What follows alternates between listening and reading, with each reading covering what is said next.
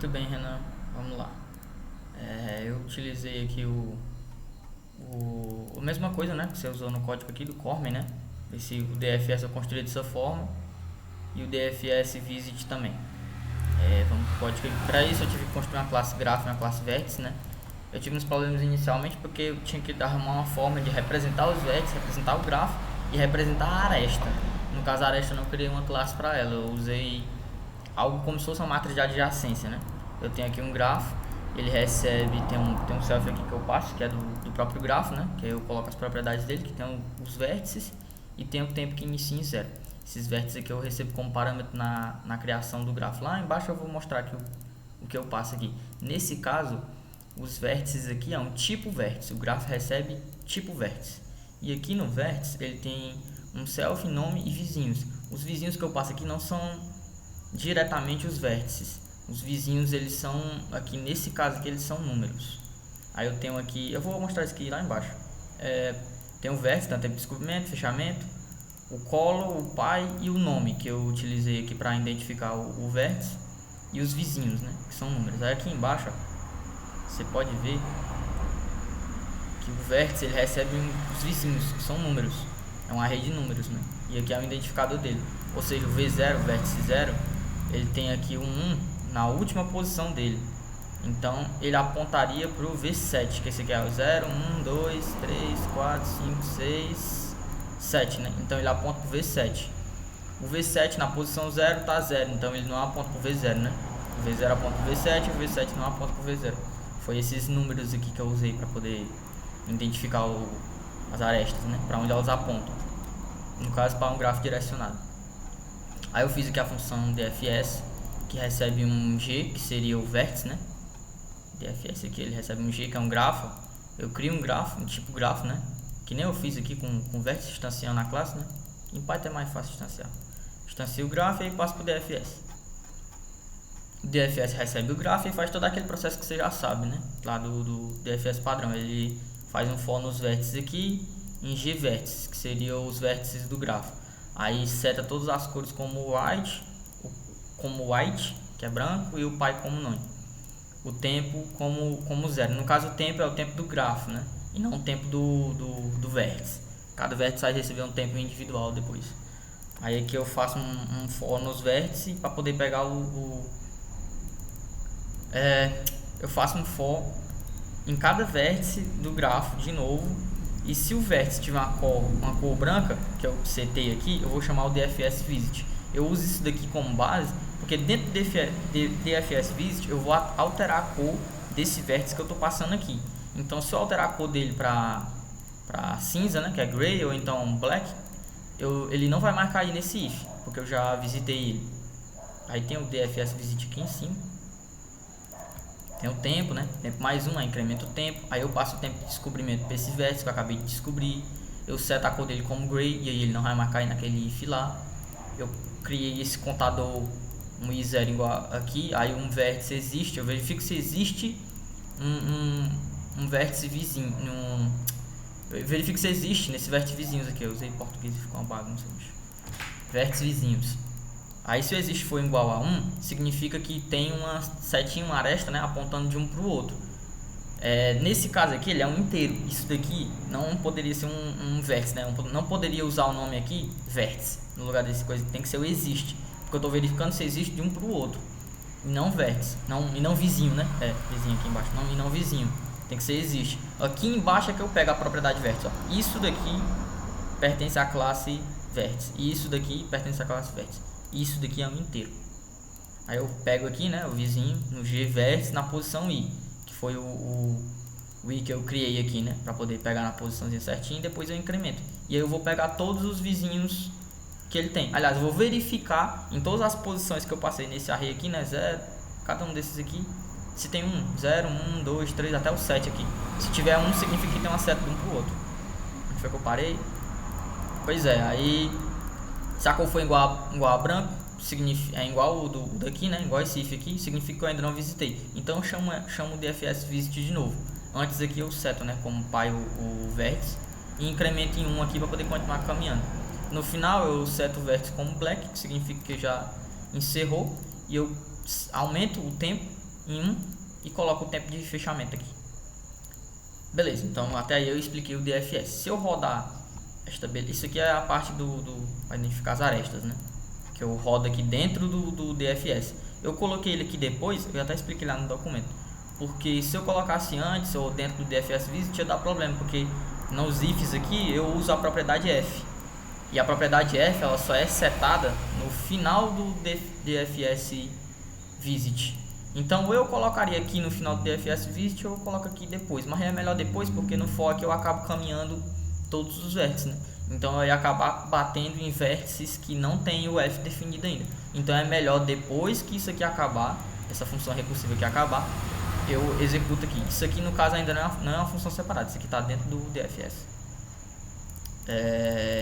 Aí eu verifico aqui, né, for vértice, ng vértices, para poder passar todos os vértices do gráfico. É muito parecido com esse daqui, né? Eu vou caminhar no gráfico de novo, em cada um deles, aí eu verifico se existe de novo, pego o vizinho, se existir, e aqui é que começa a brincadeira. Se o vértice for igual o vizinho ponto pai, ou seja, se esse vértice aqui for pai desse vizinho, significa que existe uma aresta do vértice para o vizinho, e essa aresta é uma aresta de árvore, porque um seria pai do outro, né? Um seria descendente direto do outro, então é uma aresta de árvore.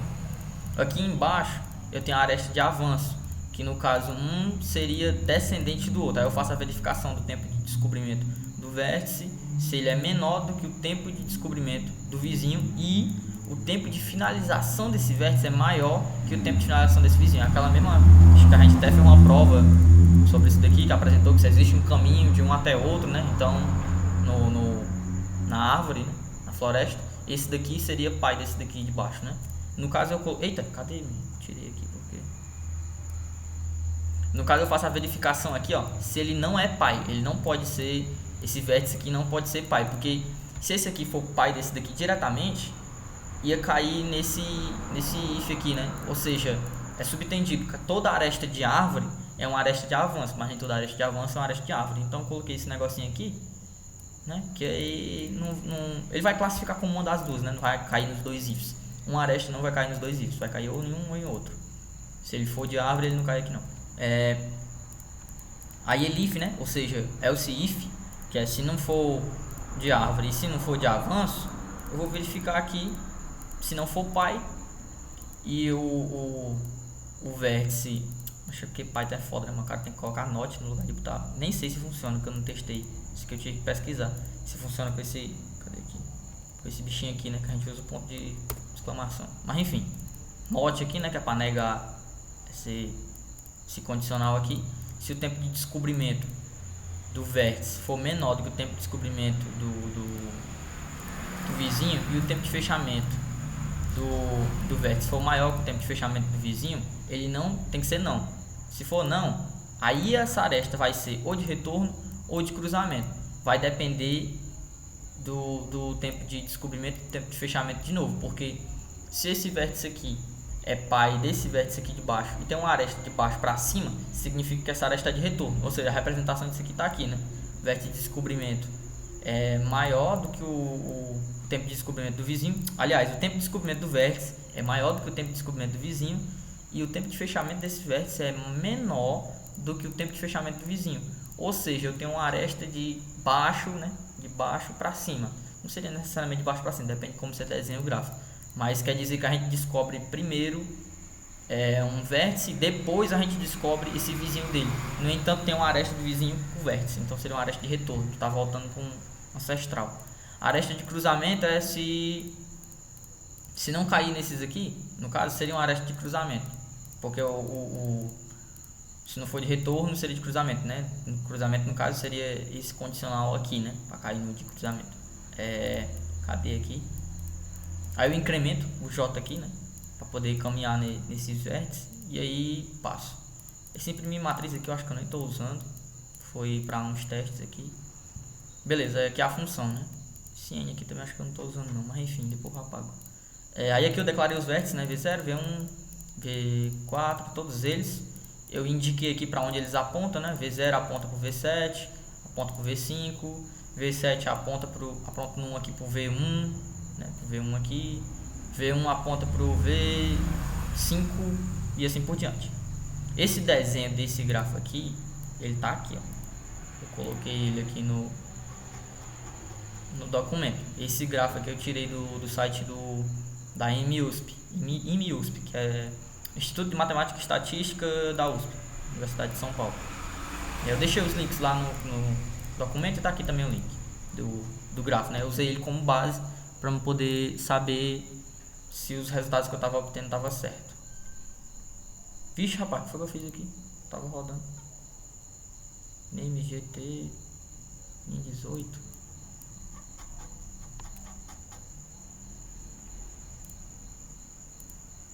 Que foi que eu modifiquei aqui, tá azul, ó. Tinha tempo, deve ter sido na hora que eu tava explicando. Beleza, tá aqui, ó. Aí a amostra, né, de árvore, ó, 0,5, avanço 0,7. Aí aqui no documento aqui, ele mostra. No site lá ele falava, né, qual era. Aqui no caso, ó, 0,5 é de árvore, 0,7 é de avanço, tá roxo. 1,5 é de retorno, né? Cadê que tá certo? É de retorno. 2,1 é de árvore. 3,4, peraí, 2,1, 3,4, 3,4 é de árvore. 3,6 é de árvore. 4,0 é de cruzamento. Essas aqui azuis são de cruzamento, tá aqui toda a descrição. Se for ver esses aqui, né? Essas arestas aqui coloridas com essa descrição aqui, tá exatamente igual a esse daqui. Se o senhor quiser testar para outro grafo diferente, pode colocar. No caso eu não testei aqui. Eu coloquei só o grafo não dirigido, né? Que eu vou testar agora. Um grafo não dirigido, no caso, é só descomentar isso aqui. Que aí eu vou ter a redescrição desses vértices aqui e tirar aqui. Não precisa apagar aqui em cima, porque aqui sobrescreve os 5 primeiros vértices e eu não uso o 6 e o 7. Se eu colocar aqui agora, ele vai dar as arestas de avanço e de retorno, mas ele não dá mais aresta de cruzamento, porque eu até expliquei direitinho lá no documento. Quando em gráficos não dirigidos, ele não existe aresta de cruzamento, porque não vai existir vértices primos. Cadê aqui no documento? Eu redigi bonitinho a explicação. No entanto, houve uma diferença para grafos não direcionados.